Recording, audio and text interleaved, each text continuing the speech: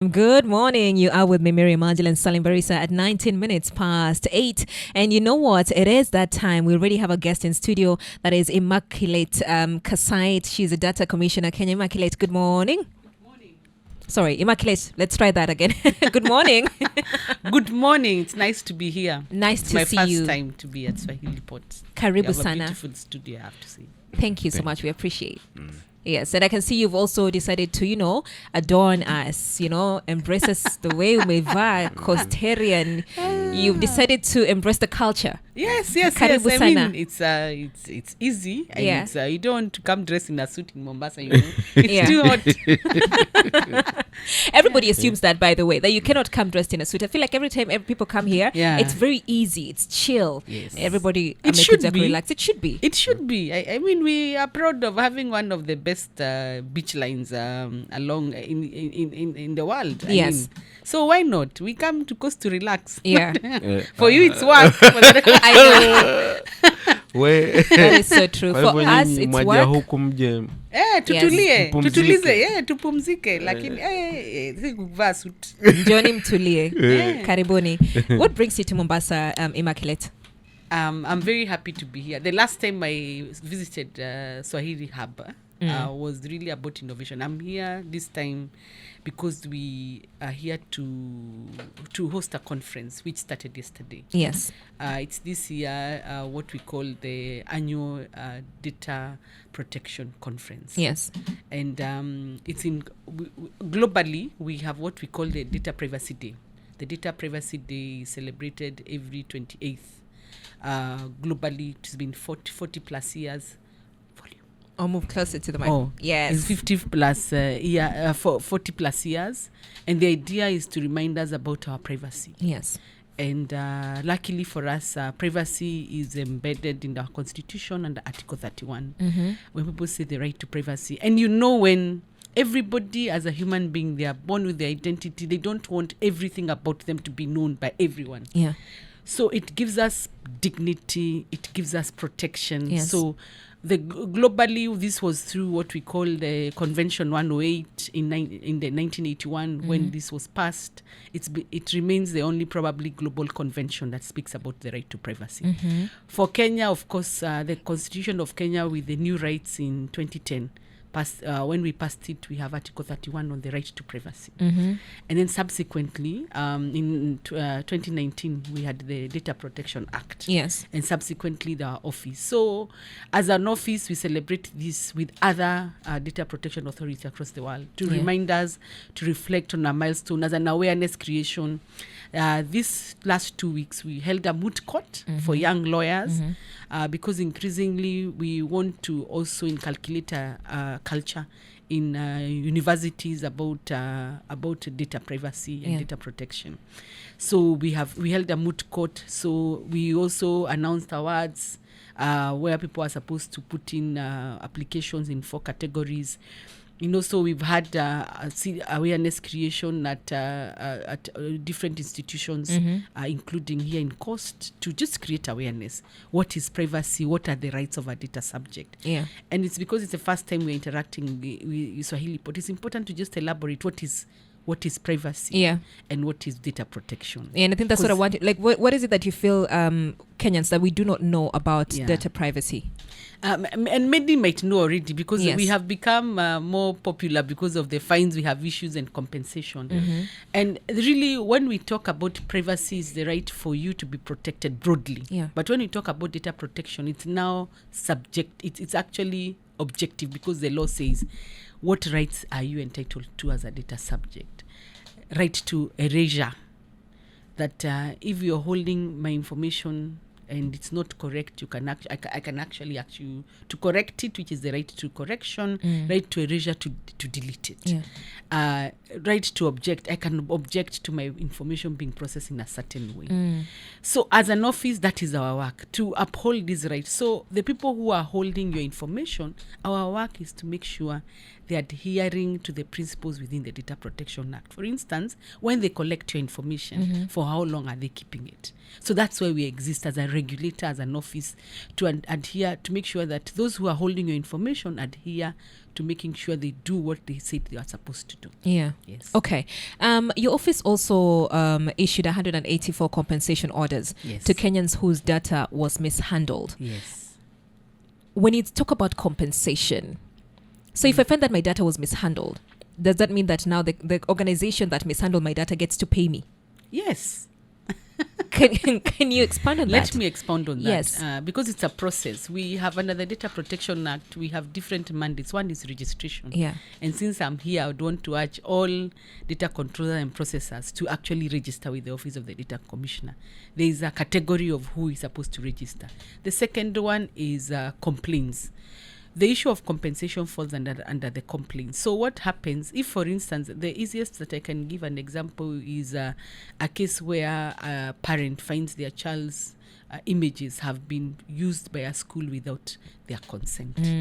So what will happen? The parents will complain to us on behalf of the child. We will embark on an investigation. Part of the investigation, we vet first to confirm, does this fall within our responsibility as an office? Because there are many things. There are people who come to us, they've lost money through fraud that is not within us. But if it's a right, you remember the rights I have defined there. Yes. So they'll come and complain to us. When they complain to us, we then vet. We then take it to the next level. We write to the necessary controller and tell them, by the way, why don't you answer these accusations or allegations that you used a child's photo without their parents' consent? In some cases, and many cases we have seen in some schools, they will say, no, we already addressed it. In the cases where they have not addressed it, we then establish that's actually factual. So it's based on that, we'll then give an award. Because now what we say, we make a determination.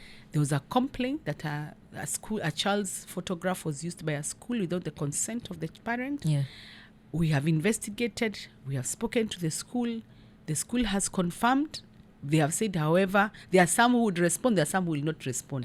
So your compensation will depend on what this person has done. Because in some cases, when it's brought to their attention, because it's also an awareness, the school doesn't know, they already take action.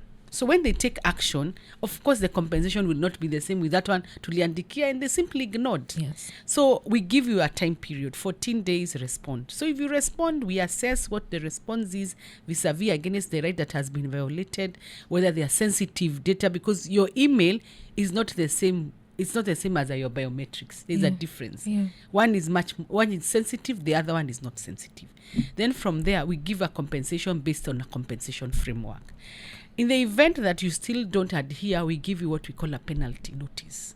And a penalty notice, we give you 30 days, and then we penalize. Your penalties are 1% of your previous year, or 5 million, or 1% of income of previous year. So that's how we deal because the truth of the matter is, if we were a regulator without our teeth, because our teeth to bite is the enforcement, then people might as well not change, because human beings are human beings. We have good human beings who follow the law. There are those who don't want to follow the law. So if we are there to fine, then people learn this is not business as usual. So that's just one of the examples we have seen come to us. There are many other examples of spamming, people sending people's messages when they are not, and they don't have what we call opt-out, or they're asking you, can you click on terms and conditions apply? How can terms and conditions apply? I'm supposed to make decisions about my information. So there's nothing like terms and conditions. It's about consent, and we call it informed consent, especially for commercial use. So when that happens, we then do the same thing. We investigate. We've seen that a lot, especially about messaging and spamming. We have also seen many others, I would say. How many Kenyans report violations of their data through your office, and what are the complaints? That total so far is what we reported yesterday. Since the office was established, you have slightly over 9,000 in the compensation. So because even if you have 9,000, like I've said, when at the point we are screening, they don't necessarily fall under us. So that's why you will see from 9,000 we have compensation of 198 open. You see, so we screen and then remove the ones that don't fall under us, and then take the ones that fall under us. So the 9,000 is what we have received since the office was established in 2020. So what falls under your docket? That those which do specifically with our rights. If you have a right to access, of right to rectification, right to object to processing, all those rights of the data subject rights. Yeah, those are what falls within our scope. So do you get, because I'm listening to this and it cuts a little bit closer to, correct me if I'm wrong on this, on cybercrime as well. Do you find cases that get reported fall more on the cybercrime aspect than on data protection? You may find that, Yeah. and I'll say cybercrime falls outside our scope, but it's wider, and there is always a correlation between the two. Yeah. Not all cyber breaches Yes. are necessarily data protection. They become our issue when they affect personal data. Your name, your address, anything that identifies you. Yes. Remember when I started, I say data protection has become a more concern, especially now in the digital space. Yes. Because it's about me, my identity. What can identify Immaculate? Yeah. My eyes can identify Immaculate. My DNA can identify Immaculate. Yes. My name can identify. There are many Immaculates, but there's only one Immaculate Moringo Kassait. Yes. There's only one Immaculate because her ID number is this. There's only one Immaculate because her physical address is. That information is what relates to, Yes. to me as Immaculate, is what that's where our mandate starts and ends. Okay. So because you see cyber crimes at times, cyber breaches, I would want to talk about that. At times we'll deal with a lot of information that has probably landed out in the wrong places. So there's a clear distinction in terms of what we do as an office. All right. Yes. You've mentioned my eyes, right? Yes. And so I'm going to take you to WorldCoin, right? We have to go there. Because our eyes are violated. Yeah. So there's a big the big news that came up was that the ODPC confirmed that all biometric data previously collected in Kenya by WorldCoin linked tools for humanity has now been deleted, right? Yes. I want to take you back to how did this happen in the first place? Allow me to be as general as possible. Yes. In terms of this, because we need a day or more to discuss. Please. Flashback, what really happened, a company called Tools for Humanity came to Kenya to actually collect personal data as part of their business model, to create what they called population database for the world of 1 million people. And they said that will be done through collection of biometrics, and in this case, irises. Fast forward, there was a protracted debate, should they register, should not register. And I remember then we actually cautioned Kenyans, I remember, which was never taken kindly. I think it was the height of Gen Z protest. We said, when you share these are very sensitive information, be cautious. I think that was a challenge, and you will find them not just in Kenya, because I'll say in law we say the scales of justice. In the global south, we'll say the scales of advantage. Yeah. Because for somebody, they're not able to see what this means. For somebody with a hungry plate, if I'm telling you, please do not share your data, and there's an offer on this other side, you don't see it. So long and short of it for us, we said in terms of consent, it was not informed consent, because people are giving the information when they are not informed properly, to being told what this means. And beyond that, we also said we made a finding against them in terms of striking out their registration, so on and so forth. In the meantime, somebody had gone to court. And that's how the court made a decision that WorldCoin, the registration process was challenged what information they were collecting was challenged, and the court made a finding that they needed to delete that information from their databases, and that is what we ended up going to make sure that happened. Yeah. So that is what happened. It's a unique case because at the height of that, we found ourselves in a space we did not understand as a country. People saw it, is it criminal? Is it new technology, fear? So there's a lot of fear and lack of understanding. So what are the lessons learned? Because I think for me, from a regulator's perspective... Even before the lessons learned, sorry, Immaculate, when we're talking about when WorldCoin came to Kenya, right? And they're collecting data from Kenyans. And one would say somebody gave the authorization for this to happen. It was in the public domain.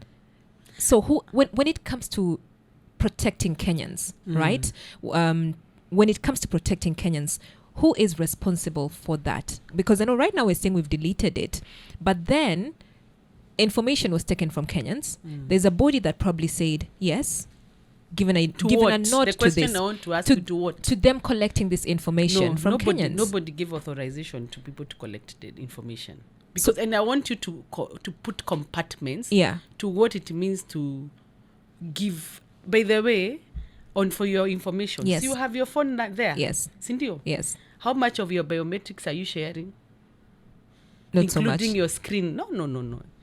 Right now, if I want to open my screen, it's possible to share my information. Yes. So I want you to contextualize that question. Yes.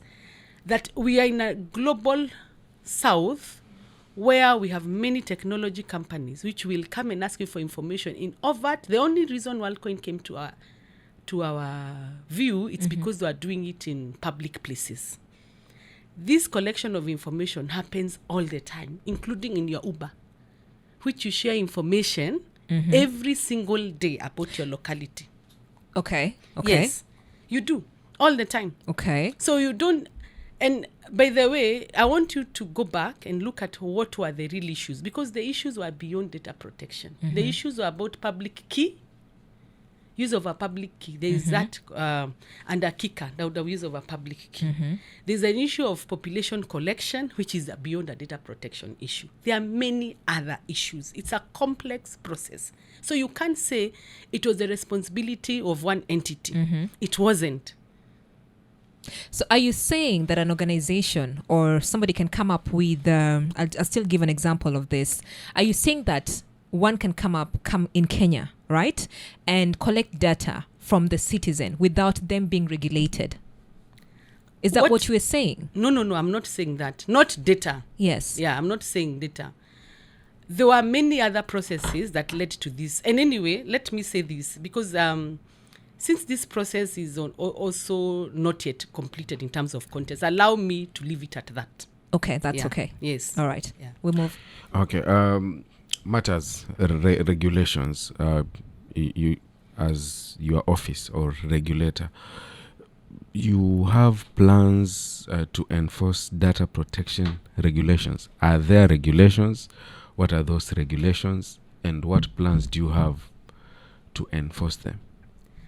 We have plans for enforce. We have enforced regulation. Those 176 people who we have enforced are part of the complaints we have received. So that is part of implementation of the regulations. Yeah. Okay. And apart from that, Data Protection Act in implementation, what are the biggest challenges in implementing Kenya's Data Protection Act, and how can organization prepare for that? I will say the first biggest data protection, the challenge is awareness. That is one of the biggest challenge, and we saw it in the case we have discussed. That we are in a situations where people do not understand the value of their data. The data is the new oil. Data is the new oil. And the truth of the matter is the top leading international multinational companies are tech companies. You yourself share your information all the time for free. That information is processed. But you never ask, when they share this information, what does it translate to? So there is a level of skewedness in terms of people being aware, what does this information mean? And because we are being given platforms for free, we don't ask the so what question. So as a result, we have seen globally a trend in terms of fake news, that people use that information. They then use algorithms to then inform you. And we've seen, not unique to Kenya, there was a case of Cambridge Analytica. Same issue, that people come, they give you information. They didn't break anybody's bank to get that information. But when the information they get, they're able to influence our trends. And the challenge with the biggest data protection is there to safeguard your information. But see also, look at the flip side of it. When it's not safeguarded, you are then influenced in terms of even market. When you look at your phone, certain apps only send you certain information and what you need to market, because they are specific to you and they're for marketers. That's one of the biggest challenge, I will say. So when people lack awareness and they click on, I agree, terms and conditions, it doesn't matter. So when they click on all those things, then information come to them and they have not necessarily prescribed. That is one. But if people knew that my choices and what I make and my engagement online display one of my behavior, and when it's my behavior, I become a target, then you then learn to read your terms and conditions better. The other challenge we have, of course, the other challenge we have in terms of implementation is a bit of pushback. People tend to think at times that by enforcing data protection as an office, we are inhibiting innovation. So, and then there's a bit of, because look, let me give you an example. I'm a company that advertises. And I'm telling you, you must get consent for marketing. Yeah. Of course, there's pushback. People, and then the other one, of course, because of lack of there's also a bit of pushback by controllers.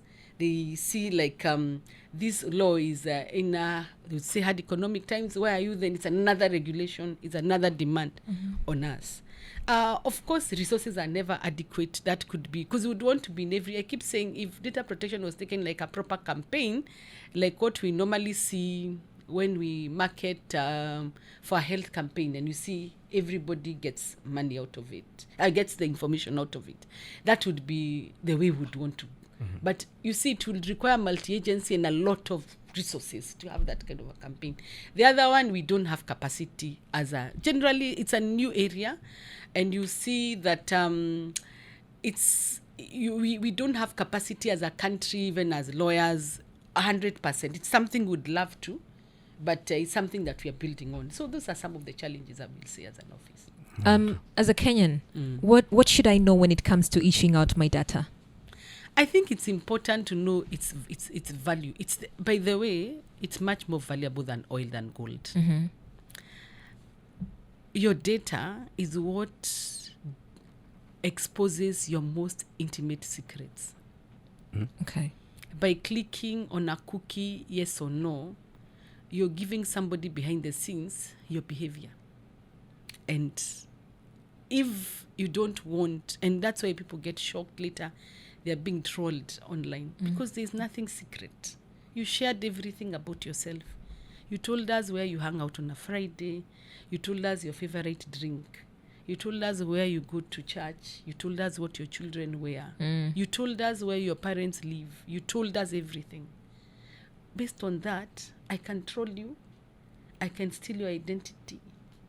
I can come for you without knowing. So you really need to protect your personal information. Yeah. Yes. When you're looking at the sector's biggest offenders, is it the telecoms, is it the lenders, or the digital platforms? It's the lenders. Has been. Yeah. There's been a reduction. When we started office, it was almost at 70%. Now it's at 47%.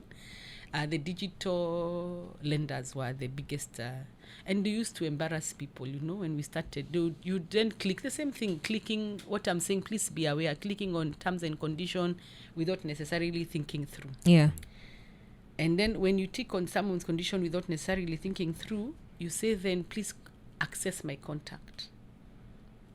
So when you default, they come for your contacts.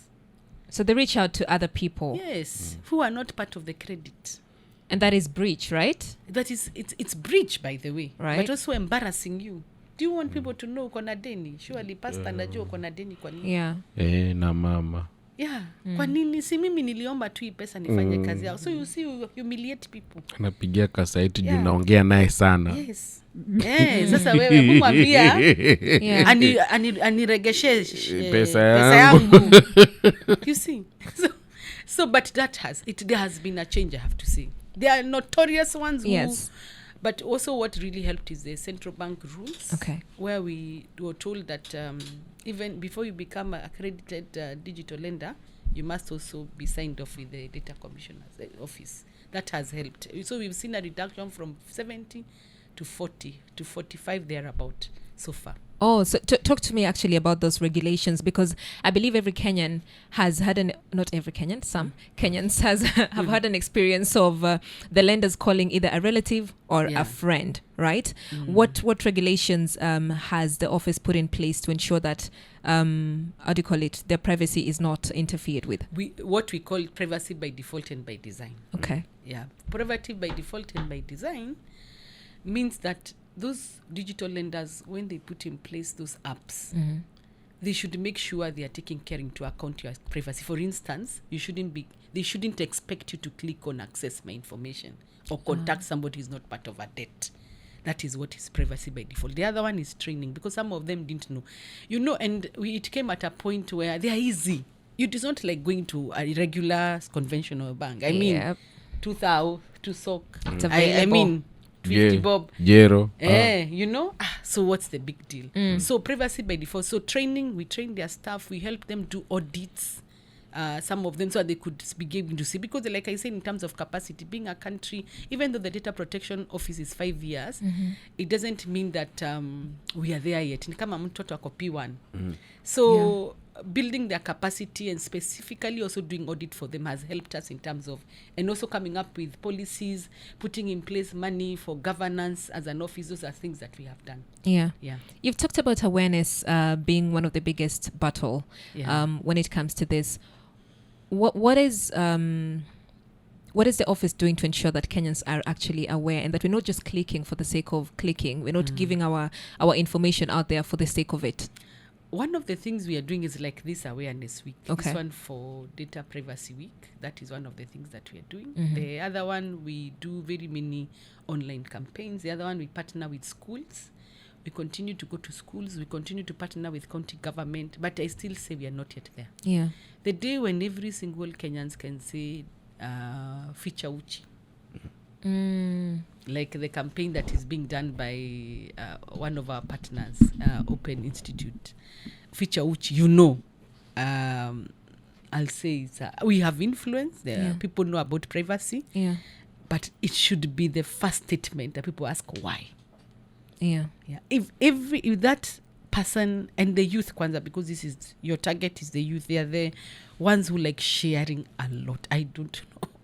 I mean, it's a thing. I would say talk to them. We put our lives out there on social media. And it doesn't forget. It's like we live on social media. Yeah, we do. There's nothing wrong with living on social media, but also let's also be careful about what we share. Though if the youth can be saying, because right now the attitude, what I do, what's the big deal? It's my data. But then, for what? You don't need that kidogo privacy where nobody, at least unajificha kidogo tu. Yes. Yeah.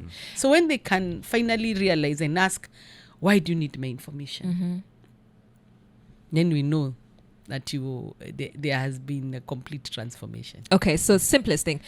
Anytime we visit an office and they ask you, even at the reception, I don't know if you signed in, right? Oh, we did, of course. So it's part of the requirement. Right? You put in your name, and then they ask for your ID. Yes. And then they ask for your number. Yes. Is it wrong for us to give out our ID and then give out our numbers? There is a lawful, what we say a lawful basis. There is a law under the private security regulations where it's a requirement that you give the number. Yes. The responsibility then becomes for those people who are collecting that number to make sure that they secure their information, but they are within their purview to ask for your ID. Okay. However, those security guards must secure that information. Even as recently as December, we released a draft guidance note to guide them. It's available on our website on what are the do's and don'ts. Yes. Because there is a concern in that sector in terms of what they are doing with our data. Yeah. Yes. Well, artificial intelligence is also here. Yes. It's so huge.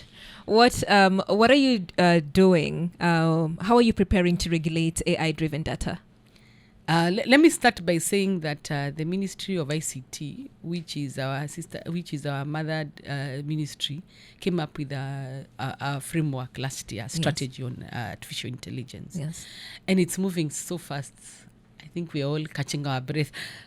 Anyway, what we are doing as an office, one, under the Data Protection Act, there is a guideline on subjecting people to automated decision making. Okay. We are working towards having a guide on artificial intelligence as an office. When it's ready, we'll be able to share it to the members of public for comments. It suffices to say it's not going anywhere. We just have to look for ways of making sure that there are guardrails. Yeah, the conversation globally includes, can we start asking companies to have more responsible use of data? Yeah. Because when it becomes and I think that in the long run, and this now I speak theoretically, in the long run, if companies can take on a task of what we call social responsibility, Yes. we are doing it for humans. These are the guidelines. That might be our solution. Because as much as we'll try to catch up with technology, there'll be another challenge we will face. Yeah. It might catch us another flat-footed. But if as a company, even like here Swahili Pot, you're saying, they are kama vile unaona leo tumekuja hapa tumeambiwa toa viatu. So I don't know the rationale behind it. But We'll explain. But you see, it's a culture. Yeah. Whether maybe health. But you see, you're conscious as a company. So if another companies were to take on that step of making sure you're human first and there are guardrails, I think we'll have a better world. Okay. I like that, because when you're thinking about guardrails also, how do we ensure that there are guardrails that also do not interfere with innovation? Yes. So, and it's inevitable, there'll always be a bit of friction. But I believe myself that if people can trust you, should the issue be you build technology for people, or they trust you with their data so that you build for them for solution? I think trust. And if you can address trust as a guardrail, then no one will have a problem sharing with you the information. okay. Yeah. Kenya is supposed to host Global Privacy Assembly in 2027. Tell us a bit about that. Oh, we are very excited about it. We become the second African country to host the Global Privacy Assembly. It's been on, for a very long time. But anyway, what this means, we will have over 130 countries represented in Kenya next year. The Global Privacy Assembly is an assembly of data protection authority from across the world, over 130. The observers within the 130, and the idea they assemble to discuss matters data protection. Okay. I would compare it to the UN Global Assembly, where during UNGA, all countries come together, they look at lessons learned, they bring industry players, they look at what are the challenges within the industry, what can we do to improve. So that's what the Global Privacy has. Imagine over 130 countries in Kenya. Yeah. We are very excited to have won that bid as a country. Yeah. And on top of that, we also won 4 global awards. Hey. We're doing good. Tunajaribu. No, we are trying to send out the message. And I'll say for sure, we can't say we are perfect. We've had our own lessons learned. And one of them is that difficult issue we discussed about WorldCoin. But that shouldn't stop us from making Kenya. If we are saying, if Kenya is a Silicon Valley, the Silicon Savannah, yes. Then we should be the pace setters. And data protection is not an exemption. And data protection is the oil that fuels data, because it's the centerpiece. It's a centerpiece because data, like is in our conference, trust data, build the future. Trust data, build the future. Yeah, drive the future. Sorry, Drive I've the been future. reminded. Trust Okay. data, drive the future. And you see, if you trust data as an innovator, Yeah. you will innovate better. If I trust you as a person, I'll share with you my data. Yeah. So data protection is the centerpiece of making sure those innovators and the people actually prosper. All right. Trust data, drive the future. The conference started yesterday. Yes. It's ongoing up until tomorrow. Tomorrow we'll have the honor of hosting our cabinet secretary. He will officiate the day. Honorable Kapogo, he will be here in Mombasa tomorrow to officiate the day. We are very happy to host him. And this was celebrated globally. Yes. Yes. Thank you so much, Immaculate. What message do you want to leave with Kenyans as we wrap up today? Please ask what your information is being used for. Okay. Yeah. You're basically trading yourself if you're not asking those questions, because you do not know. We don't know what the future holds. There's so much is happening in the technology space. Yeah. You don't want to be the pilot. Thank you. Hongera pia kwa juzi alikuwa conferred senior council. Shukran. I Hongera see kwa- unanifuata kabisa. Congratulations. Shukran. Thank Congratulations. you. Thank you. Thank you so much. We've been speaking to Immaculate Kassait. She is the Data Commissioner, Kenya. And tell us the theme for the conference again. Trust data, drive future. There you go. Trust data, drive future. We'll be right back. The Austrian ambassador is joining us in a bit. Good morning.